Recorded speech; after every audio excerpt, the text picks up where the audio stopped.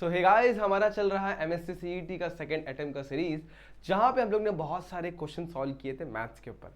आज को जो वीडियो होने वाला है इसके अंदर भी अपन सेम चीज़ करने वाले हैं, बहुत सारे क्वेश्चन सॉल्व करेंगे और अपने आप को अच्छे तरीके से बिल्ड कर लेंगे, ताकि अपन इसके ऊपर बेस कोई भी क्वेश्चन हमें एग्जाम में दिख रहा हो तो हम उसे सॉल्व कर सकें।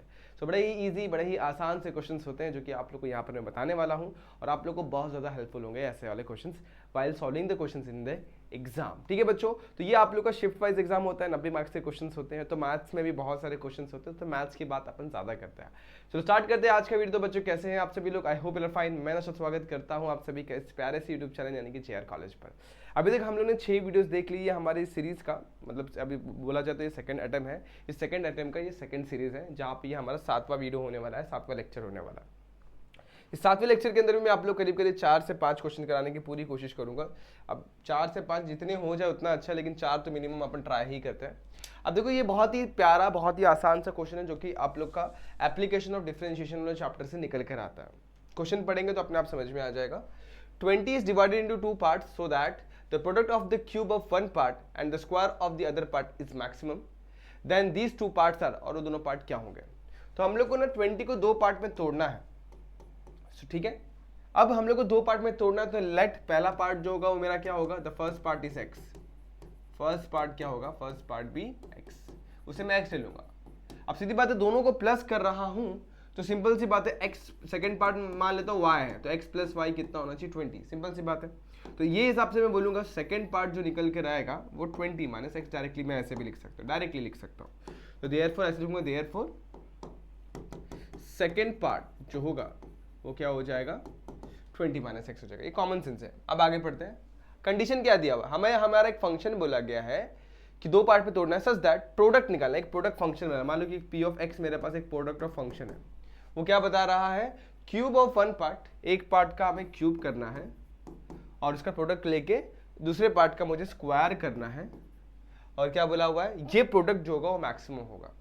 जब भी मैक्सिमम और मिनिमम का फंडा सुनाई दे, दिखाई दे, तो आप लोग क्या करते हैं? डबल बार डिफरेंशिएट करते हैं, एक बार और 2 बार। ठीक है, वही फंडा अपने को अप्लाई करना। अब यहाँ पर मुझे एक तो ये देखो, यहाँ पर मेरे पास 2 नंबर, एक एक्स है, एक 20 माइनस एक्स है। तो आइदर यहाँ पर एक्स लिखूं और आइदर यहाँ पर एक्स लिखूं। अगर मैं यहाँ पर एक्स लिखता हूँ तो यहाँ पर 20 माइनस एक्स आएगा, यहाँ पर 20 माइनस एक्स लिखता तो यहाँ पर एक्स आएगा।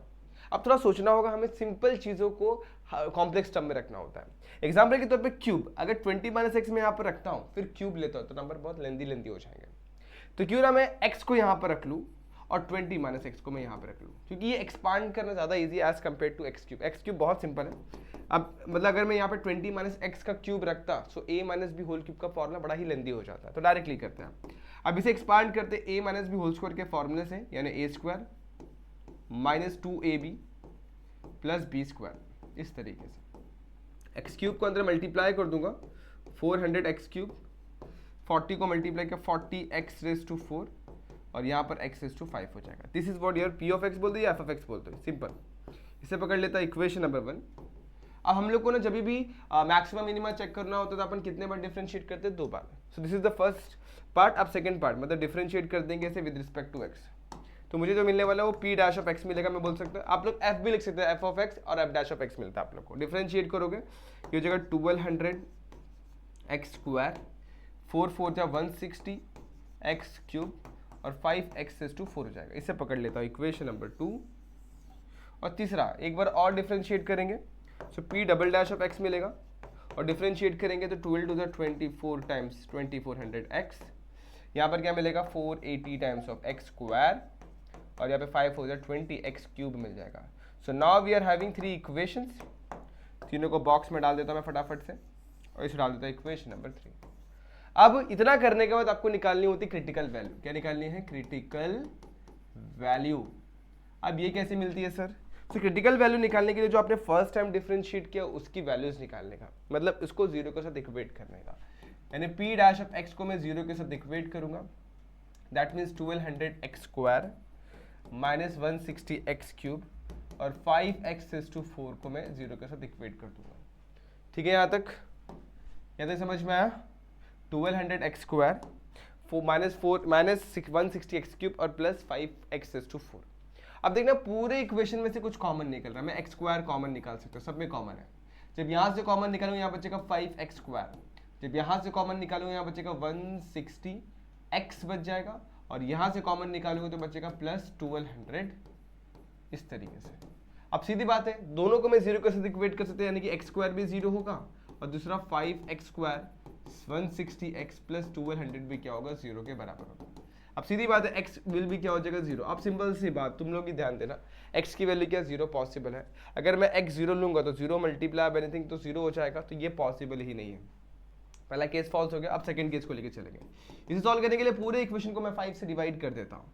So this will become x square, ये हो जाएगा 32x, और इसे 5 से डिवाइड कर देगा हो जाएगा 24, कितना हो जाएगा यहाँ पर 240, इस तरीके से आ जाएगा। बढ़िया।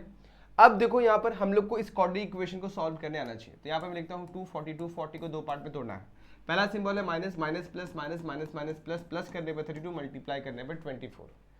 बहुत सिंपल है। अगर मैं 20 को 12 से मल्टीप्लाई कर दूँ, ठीक है, 12 2 से 24, 24 सिंपल 240 हो जाएगा, सिंपल है एकदम। तो यही पार्ट यहाँ पर हम लोग को मिलने वाला है। दो पार्ट में अपन ने ब्रेक कर दिया और ये हमें पार्ट मिल गया। इन दोनों में से मैं x कॉमन निकालता हूँ, बच्चेगा x माइनस 20। इन दोनों में से माइनस 12 को कॉमन निकालता हूँ, बच्चेगा x माइनस 20। दोनों में से x माइनस 20 कॉमन निकालता हूँ, यहाँ बच्चेगा x, यहाँ बच्चेगा माइनस 12 इक्वल टू 0, यानी कि x की वैल्यू 20 मिलेगी और x की वैल्यू 12 मिल जाएगी। तो इस तरीके से वी आर हैविंग x की दो वैल्यूज। अब देखो x की दो वैल्यूज जो मिली उन्हें बोलते हैं क्रिटिकल वैल्यू। वो दोनों क्रिटिकल वैल्यू को हम लोग को पुट करना होता है डबल डिफरेंशिएशन वाले इक्वेशन में। अगर इसमें अपन x की वैल्यू 20 पुट कर रहे हैं तो हम लोग को क्या मिलेगा, सिंपल सी बात है, आप लोग ध्यान देना। अगर मैं x की वैल्यू 20 यहाँ पर पुट करके देखता हूँ, पहले मन में सोच लेता हूँ, तो x की वैल्यू अगर मैं 20 पुट कर देता हूँ, 20 माइनस 20 सेकंड पार्ट 0 हो जाएगा, और 0 मल्टीप्लाई बाय एनीथिंग 0, तो प्रोडक्ट मैक्सिमम होने का सवाल ही नहीं बनता है। तो x should not be equal to 20। ये बात भी आप लोग को समझ में आना चाहिए। अब तीसरा x की वैल्यू 12 का ऑप्शन बच रहा है, तो x की वैल्यू 12 यहाँ पर मैं पुट करके चेक करता हूँ। सो अब मैं वही करूंगा, पुट करूंगा x equal to 12 in equation number 2। सही बात है। तो f double dash p double dash of 2 मिलेगा मुझे, तो सॉरी 12 मिलेगा मुझे, और जहां जहां पर भी x है ना वहां पे आप लोग को 12 पुट करना है। सो पहला वैल्यू 2400 इंटू 12 है, तो यहाँ पर लिखो 2400 इंटू 1200 क्यों लिख रहा हूँ बार बार। तो 2400 इंटू 12 माइनस 4 इंटू 12 का स्क्वायर, उसके बाद प्लस 20 इंटू 12 का क्यूब। एक बार चेक कर लेते हैं, यही क्या, माइनस 4 इंटू 12 का स्क्वायर 20 इंटू 12 का क्यूब। परफेक्ट। अब इसे मल्टीप्लाई कर रहा है, देखो 12 से मल्टीप्लाई करते 24 को, तो 144 288 28800 हो जाएगा। यहाँ पे आ जाते हैं 12 का स्क्वायर 144 यहाँ पे रख देता हूँ। 12 का क्यूब एक बार देखना पड़ेगा, 20 इंटू 12 का स्क्वायर 1441, 12 का क्यूब शायद मुझे याद तो नहीं आ रहा है, लेकिन ठीक है, पर अपने मैं मेरे कैलकुलेटर का इस्तेमाल करता हूँ, आप लोग अपने मल्टीप्लिकेशन वाले स्किल का इस्तेमाल कर लेना। 12 इंटू 12 इंटू 12 ये हो जाएगा 1728। ठीक है, अब क्या करना है, डायरेक्टली इन्हें सॉल्व कर देना है। सो अब देखो यहाँ पर आगे चलता हूँ मैं लेकर इसे, 480 को 144 से मल्टीप्लाई करेंगे तो कितना आ रहा है, माइनस 69120, ये 28800, और यहाँ पर 1728 को 20 से मल्टीप्लाई करेंगे, सो दिस विल बिकम 34560। ये जो 34560 आया है उसमें अपन 28800 को ऐड करते हैं और सब्ट्रैक्ट कर देते हैं 69120 को। So we are left with minus 5760। So minus 5760 आ गया। ये डबल डिफरेंशिएशन की वैल्यू आई है। अब कॉमन सेंस ये है, जब भी डबल डिफरेंशिएशन की वैल्यू लेस देन 0 आ रही होगी, जब भी लेस देन 0 आएगी मतलब मैक्सिमम वैल्यू मिल रहा है। So maximum value of F P of X जो भी फंक्शन है at X is equal to 12। तो हमारा नंबर जो पहला पार्ट टूटा वो 12 टूट गया, तो पहला पार्ट आ गया। अब सेकेंड पार्ट निकालते हैं। So first part is 12, second part क्या था, सेकेंड पार्ट जो था वो 20 माइनस एक्स था, यानी 20 माइनस 12 हो जाएगा, यानी 20 माइनस 12 यानी कि 8। सो अब ऑप्शन के साथ चलते हैं। First part is 12, second part is 8। देखते हैं कौन से ऑप्शन हमारे पास मैच करे। Yes, so option number C पूरी तरीके से मैच करे, 12 और 8। इस तरीके से हमें आंसर मिल जाता है। थोड़ा सा लेंदी है, टाइम कंज्यूमिंग है, बट आप लोग है ना स्पीड इसमें ज्यादा रखना ताकि आप लोग टाइम सेव कर सको while solving this question in exam. बहुत सिंपल सा क्वेश्चन है, थोड़ा सा लेंदी जरूर है, लेकिन हाँ क्योंकि नंबर थोड़े से बड़े बड़े हैं, अदरवाइज नंबर छोटे तो और जल्दी हो जाता। तो इसे नोट कर लेना, बढ़िया क्वेश्चन था। सेकंड क्वेश्चन पे ले चलता हूं, क्या बोला हुआ है, the acute angle between the diagonals of a parallelogram whose vertices are A 2 -1, B 0 और 2, C 2 और 3 एंड D 4 और 0 दिया गया। अब देखो सबसे पहली बात हम लोग को एक पैरेललोग्राम बना लेना है ऐसे करके, ठीक है। मन में बना लो या फिर रफली जैसा बनाना मन में बना लेंगे तो भी चलेगा। मैंने यहाँ पे लिखा A, यहाँ लिखा मैंने B, यहाँ लिख दिया मैंने C, यहाँ पे लिख दिया D।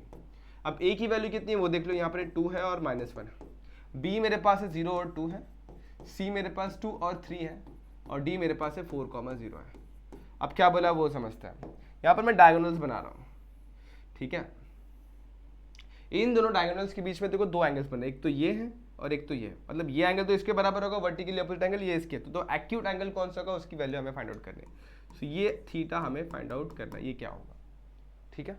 अब वो कैसे मिलेगा, देखो हमारे पास दो लाइन्स हैं, दो लाइन्स अगर हम लोग को पता है तो अगर मैं tan थीटा का फॉर्मूला अप्लाई कर दूँ, tan theta is equals to m1 minus m2 upon में 1 प्लस m1 डॉट m2, ये फॉर्मूला में अगर अप्लाई कर दूँ so I can find the value of theta, ये थीटा की वैल्यू में निकाल सकता हूँ बहुत easily.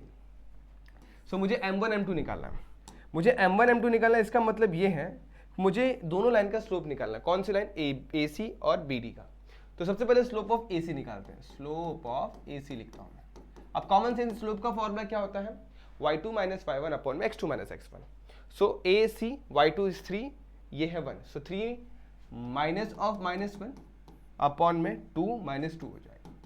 So that means 3 minus of -1 कितना हो जाएगा, 3 माइनस ऑफ -1 हो जाएगा 3 माइनस -1 कितना हो जाएगा 2, 3 माइनस माइनस प्लस 1 अपॉन में 2 माइनस 2 0, और ऑब्वियसली एनीथिंग अपॉन में 0 वो इन्फिनिटी ही होता है, ठीक है। तो ये मेरा m1 का वैल्यू है, इसको मैं ऐसे लिख देता हूँ, ये मेरा m1 का वैल्यू है इन्फिनिटी।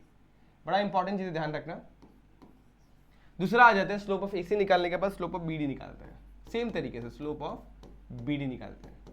BD कैसे मिलेगा, सेम तरीके से y2 माइनस y1 अपॉन में x2 minus x1, 0 minus 2 upon में 4 माइनस 0, तो 0 माइनस 2 अपॉन में 4 माइनस 0, सो माइनस 2 अपॉन में 4 माइनस 1 अपॉन 2 कितना हो जाएगा, -1/2 हो जाएगा। सो मैं यहाँ पर ले लेता हूँ m2 इज इक्वल्स टू -1/2। सही चल रहा है, यहाँ पर देख लो एक बार अच्छे तरीके से। m1 बराबर है इन्फिनिटी और m2 भी हमारा क्या एकदम परफेक्ट है, कितना -1/2। अब इस फॉर्मूले में हमें पुट कर रहा है, ठीक है।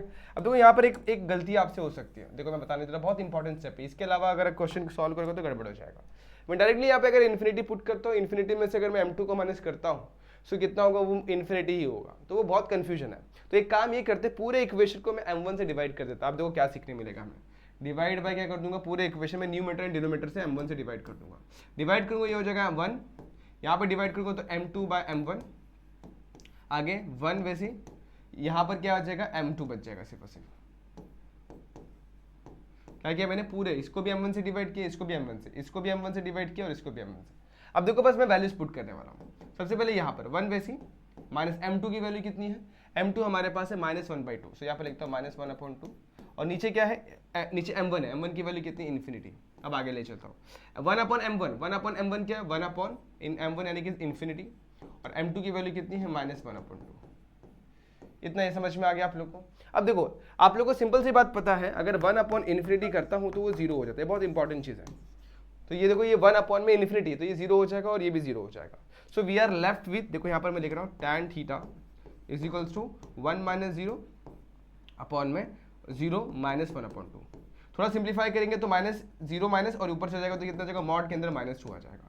सो जो थीटा होगा वो tan इन मॉड के बाहर वैल्यू निकल जाएगी तो +2 और tan इनवर्स ऑफ 2 हो जाएगा। तो इस तरीके से हमें acute angle between the two lines मिल जाती है, that is option number C. इसके साथ हम लोग चलेंगे, ये हमारा करेक्ट आंसर है। तो कुछ इस तरीके से क्वेश्चन आता है, जब भी दो लाइंस के बीच में एक्यूट एंगल निकालना होगा so you can use that formula. This is the formula from 11th standard, straight line chapter में से था, उसी चैप्टर का बड़ा इंपॉर्टेंट फार्मूला है, बहुत इंपॉर्टेंट फार्मूला है। सो होपफुली आप लोगों को ये क्वेश्चन समझ में आ गया होगा। सबसे इंपॉर्टेंट स्टेप था, हम लोगों ने न्यूमरेटर एंड डिनोमिनेटर को m1 से डिवाइड किया हुआ है, क्योंकि इन्फिनिटी मिल रहा है, इन्फिनिटी वाला केस हमेशा अपन कंफ्यूजन में गड़बड़ करके आ जाते हैं। तो ये ट्राई करना है कि अपन डिवाइड बाय m1 करते हैं। क्लियर है, चलो आगे चलते हैं। अब सेम ये भी क्वेश्चन बहुत प्यारा है, ये भी शॉर्टेस्ट डिस्टेंस बिटवीन दो लाइन निकालने की बात करता है। तो देखो हमारे पास एक कर्व है, एक हमारे पास लाइन है और एक दूसरा हमारे पास कर्व है। सो जो लाइन जो है वो स्ट्रेट लाइन है, इसको मैं सही तरीके से लिख लेता हूँ, y - x = 1 है, तो इसे लिखना चाहूँगा तो ये जगह ऐसे लिख सकता हूँ, y equal to X plus one लिख सकता हूँ, और इसे अगर मैं कंपेयर करता हूँ y equal to M X plus C के साथ, तो यहाँ पर m की वैल्यू मुझे 1 मिल जाएगी। ये बहुत इंपॉर्टेंट चीज़ है, ठीक है। इसे आप लोग ऐसे भी लिख सकते हो, इसे उधर लेकर गया तो x minus Y plus one equal to 0 के फॉर्मेट पे भी लिख सकते हो, ये स्टैंडर्ड फॉर्म है, ठीक है। अब स्लोप मिल गया, अब सेकंड कर्व पे आते हैं। ये हम लोग को लाइन दिया हुआ, अभी कर्व दिया हुआ, कर्व क्या दिया हुआ है, कर्व दिया हुआ x is equals to Y square दिया गया, ठीक है। x इज इक्वल्स टू क्या है, वाई स्क्वायर है, तो x equals to Y square है, मतलब दैट मीन इसको मैं वाई स्क्वायर, हम लोग को इसको डिफरेंशिएट करना है, क्या करना है, डिफरेंशिएट करना है। जैसे डिफरेंशिएट करेंगे तो हमें यहाँ पर एक चीज़ मिलने वाली है जिसे हम लोग को नोट करते हुए चलना है। तो यहाँ पर x है, x is equals to Y square है, डिफरेंशिएट करूंगा तो मुझे x का डिफरेंशिएशन 1 मिलेगा और y का डिफरेंशिएशन 2y dy/dx मिल जाएगा। सही है यहाँ तक। अब देखो ये 2y को नीचे ले लेता हूँ, 1/2y जो होगा वो dy/dx आ गया, मतलब मुझे मेरे कर्व का स्लोप मिल गया। dy/dx से ना स्लोप हो जाता है, स्लोप ऑफ कर्व हो जाता है, जो भी कर्व है, जो भी ग्राफ है, वो क्या दिया हुआ, 1/2y हो जाएगा। बहुत सिंपल है, ये बात समझ में आ गई। अब ये अगर देखो सिंपल सी बात है, अगर मैं आप लोग को बताना चाहूँ, रफली एक्सप्लेन करता हूँ, ये x is equals to Y square है, सो वाई स्क्वायर को टच होकर जाने वाला ये x equals to Y square हो जाएगा। और जब आप लोग ये ग्राफ बनाएंगे ना, x minus Y plus one equal to 0, कुछ इस तरीके से लाइन पास होगा। अब ये दोनों के इसमें और इसके बीच में शॉर्टेस्ट डिस्टेंस निकालना है, तो शॉर्टेस्ट डिस्टेंस किसके बीच में होता है, हमेशा परपेंडिकुलर डिस्टेंस होता है। अब परपेंडिकुलर डिस्टेंस निकालने के लिए हम लोग इसके ऊपर का टैंजेंट निकालना पड़ेगा। क्या निकालना पड़ेगा, टैंजेंट, इस तरीके से, जो कि हमेशा पैरेलल होंगे एक दूसरे को, और इन दोनों के बीच का जो शॉर्टेस्ट डिस्टेंस होगा वही हम लोग को पता करना है। उसको पता करने के लिए हम लोग को ये पॉइंट ऑफ इंटरसेक्शन निकालना पड़ेगा। ये पॉइंट मिल गया तो अपना काम बन जाएगा। अब उस हिसाब से देखना होगा तो ये दोनों लाइन क्या है, पैरेलल। ये जो मेरा लाइन गिवन लाइन जो है और जो मैंने टैंजेंट बनाया वो, तो जो ये मैंने स्लोप ऑफ ये निकाला ना, ये मेरा एक्चुअल में स्लोप ऑफ कर्व नहीं होता है, ये एक्चुअली मेरा स्लोप ऑफ टैंजेंट होता है, slope of tangent to the curve होता है, slope of tangent to the curve होता है, ठीक है। अब देखो ये टैंजेंट और ये जो गिवन लाइन है दोनों पैरेलल है, दैट मीन दोनों का स्लोप क्या हो जाएगा, इक्वल। सो देयरफॉर अब मैं क्या लिखूंगा, m जो है वो 1/2y के बराबर है। सो m की वैल्यू कितनी है, 1, 1/2y, 2y ऊपर जाएगा equal to 1, y equal to 1/2 आ गया। देखो अब इस पॉइंट का हम लोग को y मिल चुका हुआ है, कितना है बच्चों, 1/2। अब अपने को क्या निकालना है, x निकालना है। सो x कैसे मिलेगा, देखो यहाँ पर कहाँ गया हमारा कर्व, ये रहा, कर्व के ऊपर का पॉइंट निकाला, गलती से इसमें मत पुट कर देना, गड़बड़ हो जाएगा, इसमें पुट करना। सो x y की वैल्यू 1/2 पुट करो, 1/2 का स्क्वायर कितना हो जाएगा, x की वैल्यू हो जाएगी 1/2 का स्क्वायर, दैट इज 1/4। सो मुझे मिल गया 1/4। अब मेरे पास ये पॉइंट ऑफ इंटरसेक्शन है। अब मुझे क्या फाइंड करना है, shortest distance between two line, तो ये बहुत ईजी है। Shortest distance between two line जो होता है वो बहुत इजी होता है, वो बहुत सिंपल है। क्या आ जाएगा, मतलब दो लाइन बोल सकते हो, या दोनों एक पॉइंट और एक लाइन, इसके बीच का शॉर्टेस्ट डिस्टेंस निकालना बड़ा इजी है। क्या हो जाएगा, ax1 plus by1 plus c upon में √a² प्लस b²। अब देखो ये जो लाइन है वो है x minus Y plus 1 equal to 0। इसमें a की वैल्यू है 1, b की वैल्यू है -1, c की वैल्यू है 1, x1 की वैल्यू 1/4, y1 की वैल्यू 1/2, और a और b तो मैंने आप लोगों को बता दिया। सो वो हिसाब से अपन लेके चलेंगे। सो a की वैल्यू 1 लिखने की जरूरत नहीं, x1 की वैल्यू 1/4 डायरेक्टली लिख देता हूँ, b की वैल्यू कितनी है -1 लिखने की जरूरत नहीं है, y1 की वैल्यू कितनी है 1/2 लिख दिया, c की वैल्यू कितनी डायरेक्टली 1 √ a की वैल्यू कितनी है बच्चों 1 प्लस b की वैल्यू कितनी है -1, तो दोनों का स्क्वायर कर देते हैं। अब इसे सिंप्लीफाई कर देना, आप लोगों को क्या मिल जाएगा, शॉर्टेस्ट डिस्टेंस मिल जाएगा। सो अब क्रॉस मल्टीप्लाई कर देता हूँ, यहाँ पर कितना हो जाएगा, 2 2 4 और यहाँ पर भी 4, तो 1 -2 प्लस 4 अपॉन में 4, नीचे क्या है 1 का स्क्वायर प्लस 1 का स्क्वायर √2 हो जाएगा, इस तरीके से √2 लिख दिया। अब ये 4 नीचे, देखो ये 1 -1 कितना हो जाएगा, -1, मतलब -1 प्लस 4 करेंगे तो 3, और 3 अपॉन में 4 √2 हो जाएगा। एक बार चेक कर लो, 3 अपॉन में 4 √2 कुछ है और कुछ सिंप्लीफाई हो सकता है कि एक बार देखो, हाँ। अब देखो यहाँ पर 3/4 √2 है, इसे सिंप्लीफाई लोग ने किस तरीके से किया हुआ है, ऑप्शन मैच नहीं कर रहा है, √2 से ऊपर नीचे मल्टीप्लाई कर दिया हुआ है। तो दिस इज 3 √2, √2 इंटू √2 2 इंटू 4 कितना जगह 8। अब देखो ऑप्शन मैच कर रहा है क्या, यस परफेक्ट, 3 √2 अपॉन में 8 मैच कर रहा है हमारा ऑप्शन नंबर 1, तो ऑप्शन नंबर 1 के साथ चल जाएंगे और ये हमारा आंसर है। बढ़िया क्वेश्चन था। तो ऐसे क्वेश्चंस आप लोग को एग्जाम में देखने मिलेंगे, बड़े ही प्यारे से आसान से क्वेश्चंस होते हैं, लेकिन आप लोग को सोचना होगा इन्हें करना कैसे है। आप लोग को shortest distance between the point and the line पता होना चाहिए। उसके बाद आप लोग को अगर दो लाइन पैरेलल है तो उनका स्लोप इक्वल होना चाहिए, पता होना चाहिए परपेंडिकुलर के स्लोप में क्या रिलेशन होता है, वो सारी चीज़ें आप लोग को यहाँ पर पता होनी चाहिए। इस तरीके से आपने इस क्वेश्चन को भी सॉल्व कर लिया। ठीक है, सही क्वेश्चन था। एक और क्वेश्चन देख लेते हैं, अभी हमारे पास थोड़ा सा टाइम बचा हुआ है, मतलब ज़्यादा लंबा तो वीडियो नहीं हो रहा, लेकिन कर लेते हैं एक और question. The general solution of the x into X minus one D Y D X equal to X cube into two X minus one plus X minus two Y is, इसका जनरल सॉल्यूशन निकालना। अब वो कैसे निकालेंगे, बड़ा confusion है। तो अपन ने तीन टाइप ही सीखे हैं, एक वेरिएबल सेपरेबल, तो ये इतने कॉम्प्लेक्स में तो वेरिएबल सेपरेबल कहीं से नहीं होगा। उसके बाद आपने सीखा होमोजेनियस डिफरेंशियल इक्वेशन। होमोजेनियस में क्या होता है कि सबका डिग्री सेम होता है, डिग्री सेम लग रहा नहीं है, क्योंकि यहाँ पर देखोगे तो यहाँ पर अलग डिग्री, यहाँ सब जगह अलग अलग डिग्री है। इसके अलावा और मैं अगर सही तरीके देख पा रहा हूँ तो ये लीनियर डिफरेंशियल इक्वेशन के फॉर्मेट में जा सकता है।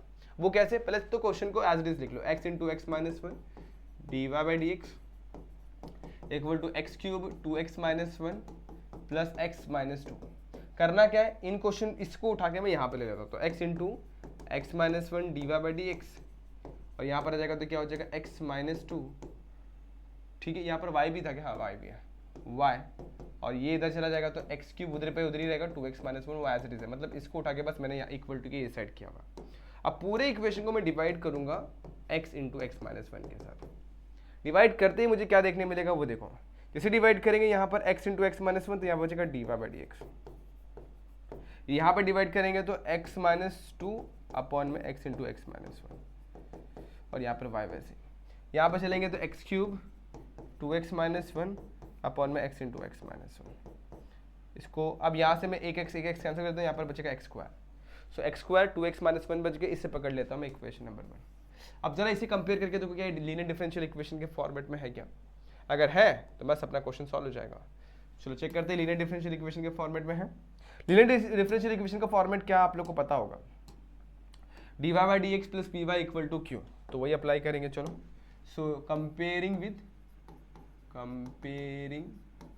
With D Y by D X plus P Y equal to Q. So now we are having p का वैल्यू एंड q का वैल्यू। p अगर कंपेयर कर पा रहा हूँगा, so p is what minus of x minus two upon में x into X minus one हो जाएगा, और q की value X square into two X minus one upon में x माइनस वन। इस तरीके से मुझे यहाँ पर p और q की वैल्यू मिल जाएगी। समझ में आया इतना पक्का? सो अगर p और q अगर आप लोग को समझ में आ गया तो ये क्वेश्चन भी सॉल्व हो जाएगा। सो p में उठा लेते हैं यहाँ से, p मुझे क्या मिलेगा, minus of x minus two upon में x into X minus one. लेकिन मैं थोड़ा स्मार्टली खेलता हूँ, मैं क्या करूँगा, इस माइनस को अंदर खींच लूंगा, और माइनस जैसे इसके पास जाएगा तो ये माइनस एक्स हो जाएगा, और ये माइनस टू है वो प्लस टू हो जाएगा। बात समझ रहे हैं आप लोग? तो बस वही करना है। तो माइनस टू को जो कि प्लस टू हो गया, इसे मैं आगे लिख देता हूँ, तो माइनस को मैंने अंदर ले लिया। इतनी बात समझ में आ गई, ये हो गया p। अब सेम तरीके से मैं q लिख दूंगा, q क्या हो जाएगा, x square into two X minus one upon में एक्स माइनस वन। इस तरीके से अपन ने p और q निकाल लिया। अब हमें निकालना है इंटीग्रेटिंग फैक्टर। क्या निकालना है, इंटीग्रेटिंग फैक्टर। इंटीग्रेटिंग फैक्टर क्योंकि लीनियर डिफरेंशियल इक्वेशन के सॉल्यूशन में इंटीग्रेटिंग फैक्टर लगता है। वो क्या होता है, E raise to integration of P D X. अब देखा जाए तो E raise to integration of P D X, P बड़ा कंफ्यूजन वाला फंडा है। Two X two minus X X into X minus one, इस तरीके से दिया गया। सो अब आप लोग को ना इसे ना और अच्छे तरीके से अलग से सॉल्व करना होगा। अब वो कैसे, देखो यहाँ पर सिखा रहा हूँ। तो टू माइनस एक्स अपॉन में x into X minus one को आप लोग को सॉल्व करना पड़ेगा a अपॉन में x प्लस b अपॉन में x माइनस वन के साथ। ये क्या है, इसे बोलते हैं अपन पार्शियल फ्रैक्शन बोलते हैं, जिसे अपन पार्शियल फ्रैक्शन के अलावा कोई दूसरे मेथड से करना थोड़ा मुश्किल हो जाएगा। तो फिर क्रॉस मल्टीप्लाई कर देते हैं, और आपको यहाँ पर करना क्या होता है, a और b की वैल्यू फाइंड आउट करनी होती है। मैं थोड़ा यहीं पे करता हूँ, ट्राई करता हूँ। अब यहाँ पर क्या होगा, क्रॉस मल्टीप्लाई कर दिया, यहाँ पर x आ जाएगा, बेस हो जाएगा सेम, इस तरीके से मल्टीप्लाई में आ जाएगा। दोनों साइड से बेस को कैंसिल कर दिया, तो टू माइनस एक्स यहाँ पर बचा, और a into X minus one plus B into X बच गया। सबसे पहले मैं क्या पुट करूँगा x is equal to zero, X equal to zero put करूँगा, तो यहाँ पर बचेगा टू, यहाँ बचेगा zero minus one, a into minus one बचेगा, यानी कि a की वैल्यू मिल जाएगी माइनस टू। a मिल गया। अब पुट करूँगा x minus one equal to zero, यानी कि x equals to one put कर दूंगा। x equals to one put करूँगा तो यहाँ पर वन माइनस वन जीरो, मतलब a गायब, और यहाँ पर टू माइनस वन और b into one. So two minus one one, b की वैल्यू हमें वन मिल जाएगी। अब a की वैल्यू माइनस टू और b की वैल्यू वन अपन यहाँ पर पुट करेंगे। नेक्स्ट स्लाइड में ले चलता हूँ। सो टू माइनस एक्स अपॉन में x into X minus one जो है वो माइनस टू अपॉन में x प्लस यहाँ पर वन अपॉन में x माइनस वन, कुछ इस तरीके से लिखा जाएगा। ठीक है, अब बस अपने को ना इसको पुट करना हमारे इंटीग्रेटिंग फैक्टर के इंटीग्रेशन के अंदर। सो इंटीग्रेटिंग फैक्टर में आया, देयरफॉर इंटीग्रेटिंग फैक्टर वापस से कुछ इस तरीके से दिखने लग जाएगा, ई रेज टू जहां पर था इंटीग्रेशन ऑफ -2 अपॉन में एक्स प्लस 1 अपॉन में एक्स माइनस 1 ब्रैकेट डाल के dx कर देंगे। सही चल रहा है यहाँ पर, देख लो अच्छे तरीके से। अगर ये सही फॉर्मेट है तो अपना सॉल्यूशन में एकदम परफेक्ट आने वाला है। चले अब लेके पक्का। अब इंटीग्रेट करता हूँ, सबसे पहले पहले पार्ट को इंटीग्रेट करता हूँ। सो पहला पार्ट यहाँ पर क्या है -2, तो -2 साइड में हो जाएगा, इंटीग्रेशन ऑफ 1 अपॉन एक्स क्या हो जाएगा log x। सही है। इसके बाद इसके पास जाऊंगा तो ये हो जाएगा log ऑफ x माइनस 1 हो जाएगा। इंटीग्रेटिंग फैक्टर में c नहीं आता है तो log ऑफ x माइनस 1 हो गया। अब आगे चलते हैं। अब देखो ये दोनों कंबाइन कर देता हूँ तो ये हो जाएगा log of x raise to -2 plus log of x minus 1। log का सम में कुछ होता है मल्टीप्लाई में आता है, लेकिन ये x रेज टू -2 है। सो आप लोग है ना इसको ऐसे भी कर सकते थे। देखो बहुत सिंपल है, इस -2 को ऊपर नहीं लेते, सिर्फ 2 को लिए होते और इन दोनों टर्म्स को मैं आगे पीछे कर देता हूँ। तो E raise to log of x minus 1 आगे minus log of x square. तो माइनस का क्या रूल है भाई, जो भी टर्म रहेंगे ना वो डिवीजन में आ जाते हैं। सो log of x minus 1 upon में क्या आ जाएगा स्क्वायर, इस तरीके से। ई रेज टू log कैंसिल, बचेगा x माइनस 1 अपॉन में x स्क्वायर। हमेशा याद रखना ई रेज टू log जब भी आप लोग को दिखाए तो यहाँ पर कुछ नहीं मतलब ई है तो ये चीज़ें कैंसिल ही होती है और डायरेक्टली x माइनस 1 अपॉन में x स्क्वायर आ जाएगा। ये आप लोग का इंटीग्रेटिंग फैक्टर आ गया। मैं आशा करता हूँ कि आप लोगों को इंटीग्रेटिंग फैक्टर कैसे निकालते हो पहले से पता होगा, नहीं पता तो एक बार इसको स्लो करके सॉल्व करना चालू करिए, आप लोग को डेफिनेटली आ जाएगा। अब बढ़ते हैं सॉल्यूशन पे। तो फॉर लीनियर डिफरेंशियल इक्वेशन जो सॉल्यूशन जो होता है वो होता है y into integrating factor equal to integral of q into integrating factor dx plus c, ये आप लोग का सॉल्यूशन देता है। अब बस इन्हीं में वैल्यूज को पुट करना है। y इंटू इंटीग्रेटिंग फैक्टर क्या है x माइनस 1 अपॉन में x स्क्वायर। q क्या था x square into 2x minus 1 upon में x माइनस 1। एक बार चेक कर लेता हूँ, x स्क्वायर कहाँ गया q, x square into 2x minus 1 upon में x माइनस 1। और ये जो वैल्यू है हमारे पास x माइनस 1 अपॉन में x स्क्वायर आ गया, यहाँ पे लिखता हूँ मैं dx, यहाँ पे लिख देता हूँ प्लस c। अब होने क्या वाला है, यहाँ से x स्क्वायर और x स्क्वायर कैंसिल, यहाँ से x माइनस 1 कैंसिल, सिर्फ बच गया, सिर्फ यहाँ पर बच गया हमारे पास क्या बच गया प्यारो 2x माइनस 1। 2x को इंटीग्रेट करेंगे तो 2x स्क्वायर अपॉन में 2 हो जाएगा, 1 को इंटीग्रेट करेंगे तो x plus c, 2 cancel. So finally हम लोग चाहे तो इस x स्क्वायर को वहाँ पे भेज सकते हैं और यहाँ रखा तो भी कोई दिक्कत नहीं है। तो ये हो जाएगा y into X minus 1 upon में X square equal to X square minus X plus C. अब ये हमारा सॉल्यूशन हो सकता है, लेकिन हमें मैच करना हमारे ऑप्शन के साथ। तो ऑप्शन में y के साथ कौन है बच्चों, सिर्फ और सिर्फ x माइनस 1 है और कुछ भी नहीं है। तो नीचे का जो टर्म है ना, यहाँ पर नीचे का जो टर्म है x स्क्वायर, उसको वहाँ पे भेज देंगे। सो चलो करते हैं, x माइनस 1 एक्स स्क्वायर वहाँ पे जाएगा तो ये हो जाएगा x रेज़ टू 4, ये हो जाएगा x क्यूब और ये जाएगा सी एक्स स्क्वायर। चलो देखते हैं सी एक्स स्क्वायर कहाँ पर है, तो देखो सी एक्स स्क्वायर यहाँ पर है। ठीक है, अब यहाँ पे आ जाते हैं। यहाँ पर क्या बोला हुआ है, अरे कहाँ चला गया मैं, ओके यहाँ पर क्या सी एक्स स्क्वायर है, इन दोनों में एक्स क्यूब कॉमन है ना तो वो भी निकाल लेते हैं। तो वाई इंटू एक्स माइनस 1 दोनों में से एक्स क्यूब में कॉमन निकालता हूँ, जैसे कॉमन निकालेंगे यहाँ पर बचेगा एक्स, यहाँ पर माइनस 1 प्लस सी एक्स स्क्वायर। अब मैच करते, चलो आ जाओ फटाफट से। तो मैच होने वाला ऑप्शन नंबर सी ही पूरी तरीके से मैच कर रहा है। सो ऑप्शन नंबर सी के साथ हम लोग जाएंगे और ये हमारा करेक्ट ऑप्शन है। इसके अलावा कोई भी सी एक्स स्क्वायर के टर्म में नहीं है, सिर्फ अकेला ऑप्शन नंबर सी है और ऑप्शन नंबर सी ही करेक्ट होने वाला है। सो करना क्या, सबसे पहले आप लोग को इसको लीनियर डिफरेंशियल इक्वेशन के फॉर्मेट में लेके जाना है, पी और क्यू निकालना है। इंटीग्रेटिंग फैक्टर फाइंड आउट करने के लिए अपन यहाँ पर पार्शियल फ्रैक्शन का एप्लीकेशन अप्लाई किया और उसके बाद अपन ने इंटीग्रेटिंग फैक्टर को इस्तेमाल किया उसके सोल्यूशन में और सोल्यूशन निकाल दिया। सो ये था प्यारा सा सवाल, थोड़ा सा लेंदी जरूर है, लेकिन जब तक प्रैक्टिस नहीं करो, जब तक सॉल्व नहीं करो, तब तक आने वाला नहीं है। तो एक दो बार एटलीस्ट इसे सॉल्व कर लेना, ये पूरा का पूरा कंसेप्ट आप लोगों को क्लियर हो जाएगा। सो बच्चों आज के लिए बस इतना ही। होप ये 4 क्वेश्चन जो मैंने आपको बड़े बड़े बताए हैं, बड़े इंपॉर्टेंट क्वेश्चन थे, वो आप लोग को समझ में आगे रहेंगे। फिर भी अगर आपके मन में कोई डाउट, कोई दिक्कत, कोई भी प्रॉब्लम हो तो आप लोग कमेंट सेक्शन में पूछ सकते हैं। और या फिर आप लोग मेरे साथ इंस्टाग्राम पे जुड़ सकते हैं। मेरी इंस्टाग्राम आईडी मैंने आप लोग कई बार बता दी हुई 97 मंसूरी। आप लोग हमारे टेलीग्राम चैनल पे भी जुड़ सकते हैं, वहाँ पे बहुत सारे नोट्स आप लोग को ऐसे ही फ्री में मिल जाते हैं, जो कि बहुत ही अच्छे अच्छे नोट्स हम लोग वहाँ पे प्रोवाइड करने की कोशिश करते हैं। सो होपफुली आज का वीडियो आप लोग को अच्छा लगा होगा। अगर अच्छा लगा है so like this video, share this video and subscribe our channel.